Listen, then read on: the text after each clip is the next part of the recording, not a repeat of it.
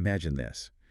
A nation, a proud landlocked nation, and it's just consumed by this one huge ambition, a golden coastline. Mm. Sounds almost Mm. epic, doesn't it? Like really powerful, maybe even a bit romantic. It does have that ring to it.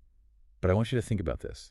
What actually happens when a vision like that, powerful as it is, runs headlong into, well, the real world, into international law, economic facts, and the very rules designed to keep the peace on a continent? Yeah, that's where things get complicated. Really complicated. Welcome to the Deep Dive. Today we're jumping right into the middle of exactly that kind of clash. We're focusing on Ethiopia's recent, very public push for sovereign sea access, specifically looking at the port of Assab, which, and this is key, belongs to its neighbor Eritrea. A situation getting a lot of headlines, for sure. Absolutely.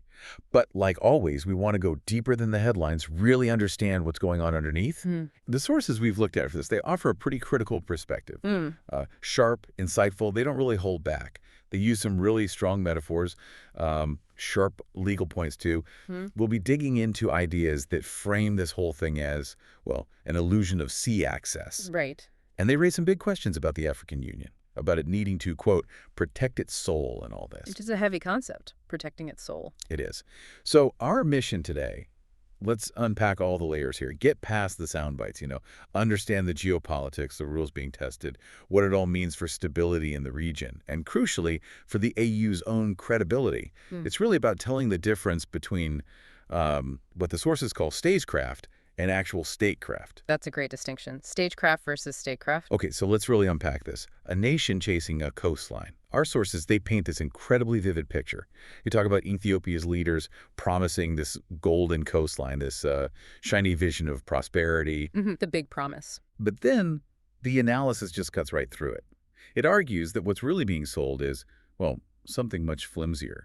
They call it spray-painted plywood and a bill for regional peace. Wow. That's quite an image. Isn't it? It really suggests there's maybe not much substance behind the big words. It really does. And what's interesting, what the sources point out, is how familiar this kind of story feels. They connect it back to, like, ancient myths. Oh, yeah. Like what? Well, think of King Midas, Everything he touched turned to gold, but he ended up starving.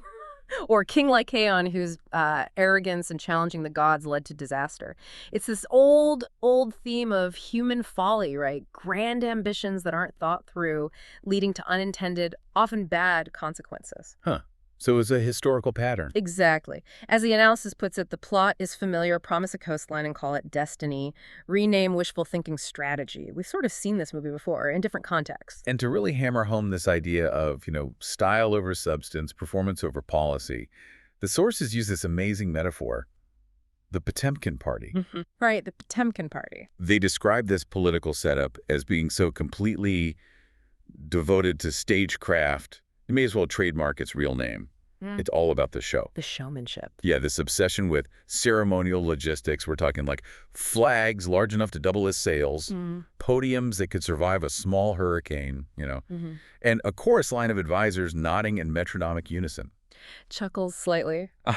Sounds like quite the production. It does. The authors joke, if policy were theater, this would win a Tony. Which would be fine, maybe, if the stage wasn't the Horn of Africa, where the consequences are deadly serious, not theater at all. Exactly.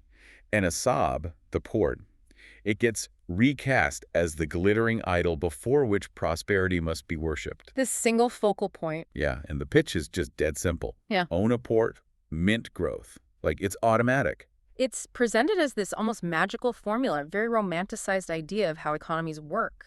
Right, this idea that just owning the physical port automatically brings economic success. Yeah.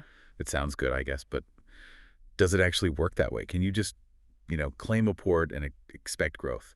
Well, no, not really. And this makes you, the listener, ask a really key question. Yeah. Is this really about economics? Or is something else driving this? Something political, maybe. Could be, because, look, the sources are very clear. Ports actually move containers, not egos. That's a great line. For years, trade has moved just fine through negotiated access.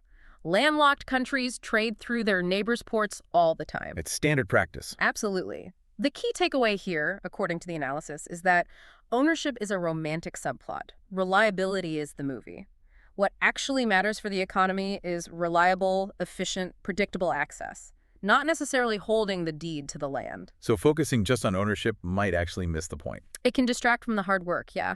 The work of making trade smooth, cutting red tape, improving infrastructure, that's what actually boosts the economy. Okay, this is where it gets super interesting, because it's not just about economics or, political theater. Our sources bring in what they call Africa's dullest, wisest rule. Chuckles, dullest but wisest. I like that. Me too. And the rule is, borders at independence stick. Simple as that. The fancy Latin term is uti possidetis. Uti possidetis. Which basically means no take-backsies. No take-backsies, exactly. It sounds simple, maybe dull, but it's incredibly important. The sources compare it to plumbing in a house. You don't just rip out the pipes because you fancy a new tap. It's fundamental infrastructure holding the whole continent together. It is, and the history behind it is profound. This goes right back to the OAU, the Organization of African Unity, in 1964, their Cairo Declaration. Why then? What was the context? Well, think about it. Colonial powers drew lines on maps, often with little regard for ethnic groups or history. When independence came, if every new nation tried to redraw borders based on old claims or who lived where, well, one source calls it a potential 1,000-year food fight. Wow. Yeah, you can see how that would unravel things quickly. Instantly. So, uti possidetis was the agreement to prevent that chaos. It provides the bedrock for regional stability. Well, Without it, the whole thing could just fall apart. and yet, this Potemkin Party, as the sources call it, seems to act like this bedrock rule just doesn't apply. They prefer what the sources say looks like a home renovation show, where the sledgehammer comes out in the first 5 minutes. Chuckles. Ignoring the foundation. Right, and apparently they engage in what's called legal cosplay, sort of dressing up arguments by waving around old colonial maps, expired treaties, Yeah. trying to justify claims that way. Yeah, but international law doesn't really work like that. Yeah. Historic right isn't some magic spell you can just invoke. So how does international law handle this stuff? Well, you have bodies like the International Court of Justice, the ICJ. The sources call it the designated adult in the room. And generally, when countries bring these kinds of historical claims demanding sovereignty changes, the ICJ delivers a very careful, judicial version of no. A polite but firm no. Pretty much. And look, let's be specific here. Eritrea has been a UN-recognized sovereign state since 1993.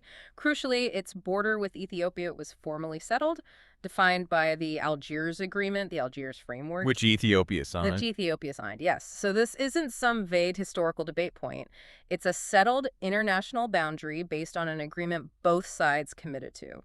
That agreement reinforces Eritrea's sovereignty over Assab under international law. Okay, so moving beyond the sort of international stage, what about inside Ethiopia? What are the internal dynamics here? Our sources talk about something called Diversion Economics 101. Diversion Economics 101. Okay. The idea being, when inflation bites and conflicts smolder, nothing says look over there, like a coastline.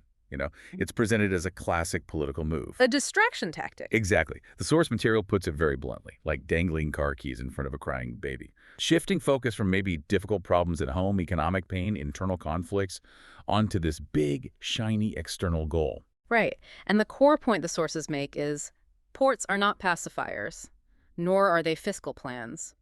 A port isn't going to magically fix inflation or end a conflict. So what does drive growth, according to this analysis? It comes back to what we were saying earlier, the boring things. The boring stuff again. Yeah, but vital stuff, like solid transit treaties with neighbors, predictable port fees, digitized customs procedures, safe roads for trucks, less corruption, what they call rent-seeking, and just basic stuff like faster cranes to load and unload ships. Things that make trade actually work efficiently. Exactly. But, as the sources note, these things don't photograph well. You can't easily make a big, inspiring speech about customs digitization, which is why, perhaps, the Potemkin Party prefers glamorous renderings of a future skyline over the hard, unglamorous work of real economic reform. So while all this is happening, how is Eritrea responding? The sources describe Eritrea's approach as strategic silence, basically showing no appetite for war, firm on sovereignty. They're not escalating, but they're also not budging on their legal rights. The analogy used is really good, like a bouncer outside the nightclub of international law. Calm voice, big shoulders, hand on the velvet rope. Calm but immovable. Exactly. Meanwhile, the Potemkin Party's gambit is to shout from the pavement about destiny while live streaming the performance. It makes for, great clips for social media, maybe, but it doesn't actually get you past the bouncer. It doesn't change the legal reality. Okay, let's widen the lens now and connect this to the bigger picture, the African Union, because let's face it, the AU headquarters, they're in Addis Ababa, in Ethiopia. Right, which creates, as the sources put it, a situation with very fragile optics. Fragile optics. How so? Well, think about the AU's core promise. Its foundational bargain, as the sources call it, is that respect for borders at independence, that 1964 Cairo rule we talked about, Udi Poseidades. The bedrock principle. The bedrock. So if the country hosting the AU seems to be flirting with tearing up the rulebook the AU exists to defend, what does that do to the AU's credibility? It makes it bleed, as the sources say. Yeah, that's a major problem. How can the organization uphold its rules if its own host seems to be challenging them? Exactly. It puts the AU in an incredibly awkward, potentially damaging position. It undermines its moral authority, its very reason for being. And Ethiopia's framing isn't exactly subtle. They talk about the return of Assab as, quote, correcting past mistakes. Which, the sources argue, is exactly the sort of revisionist soundtrack the AU was created to mute. The whole point of the AU, building on the OAU, was to stop countries from unilaterally trying to correct history by changing borders by force or threat. It cuts to the core of the AU's purpose. Directly. And this isn't just talk, it's not hypothetical. The sources point to a concrete example. Ethiopia's Memorandum of Understanding, the MOU, with Somaliland in early 2024. Right, that caused a big reaction. Huge reaction. It immediately led to Somali pushback, expulsions, and wider alarm across the Horn of Africa and beyond. It showed these actions have real, immediate, destabilizing consequences. It's not just abstract legal theory. So given that context, Given that, the sources argue, the AAU shouldn't look like it's applauding from the host's box. Its silence, or even perceived neutrality when its core principles are challenged by its host, could easily be mistaken for approval, or at least weakness. which naturally brings up a really radical thought. Some might say, hold on, you can't just move the entire African Union. Right. Sounds drastic. But actually, the sources push back on that. They say, well, actually, we can, and we've halfway done it. It's not as impossible as it sounds. And they make a good case. Africa already has major institutions spread out across the continent, don't they? It's not all centralized in one place. Exactly. Think about it. The FCFTA, the free trade body, is in Accra, Ghana. The East African Community HQ is in Arusha, Tanzania. SADC, for Southern Africa, is in Gaborone, Botswana. IGAD's in Djibouti. Even the big AU summits rotate host countries. Right, so the continent already operates with this kind of distributed model. And importantly, the AU has legal tools like host country agreements. So moving or adjusting the location isn't like throwing a tantrum. It's a potential administrative and legal process. The mechanisms exist. They do. So the sources actually propose a pretty practical plan, one that could happen relatively quickly without causing total chaos. Okay, what's the plan? First, a dual-seat approach.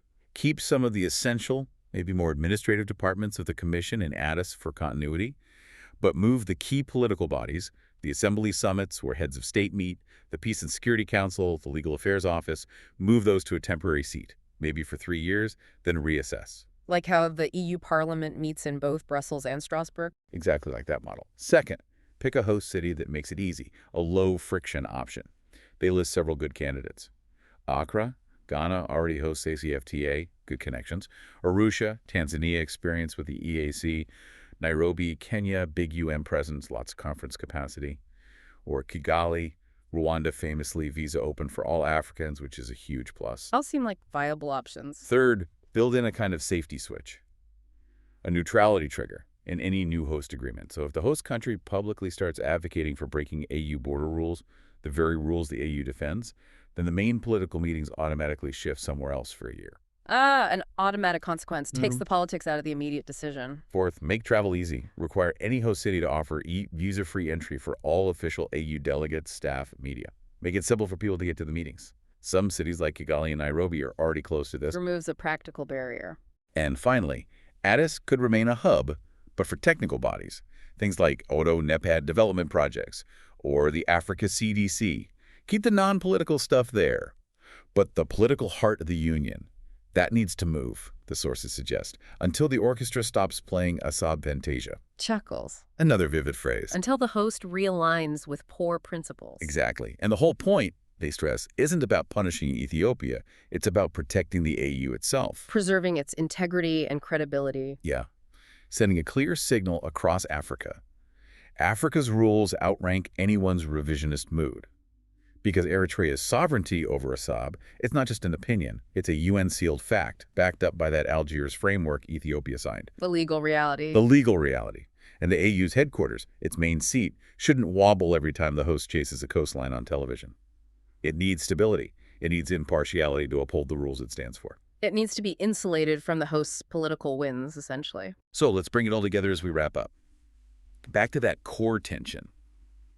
The big show, the political theater, versus the actual practical business of running a country and engaging with neighbors. Stagecraft versus statecraft. Right. The sources ask what a grown-up ending looks like. Yeah. And their answer, it's about choosing contracts over conquests, choosing corridors over cosplay, choosing logistics over lore. Focusing on cooperation, on practical solutions, not on rewriting history or, grandstanding. Yeah, treating your neighbors like actual partners you need to work with, not just props for domestic political drama. Absolutely. And the sources conclude that the real obstacle here has never been geography, it's been theater. It brings us back to those myths, doesn't it? Midas, Yeah.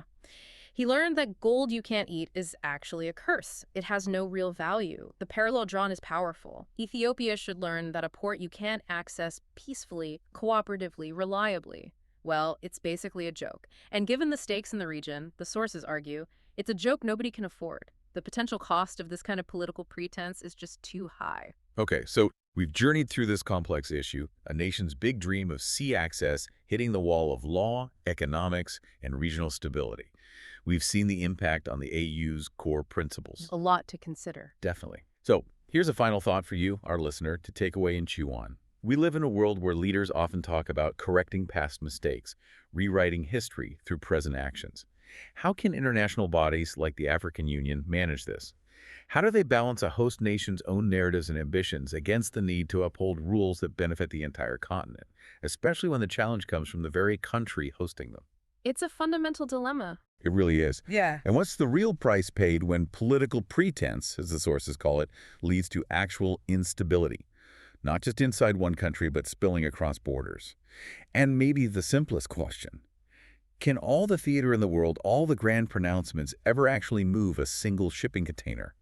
Or is it always the quiet, sometimes dull work of real statecraft that gets things done and keeps the peace? Something to keep thinking about. Keep those questions in mind as you watch how nations try to balance their dreams, their histories, and the complex rules of getting along in the world today. Until next time, keep digging deeper.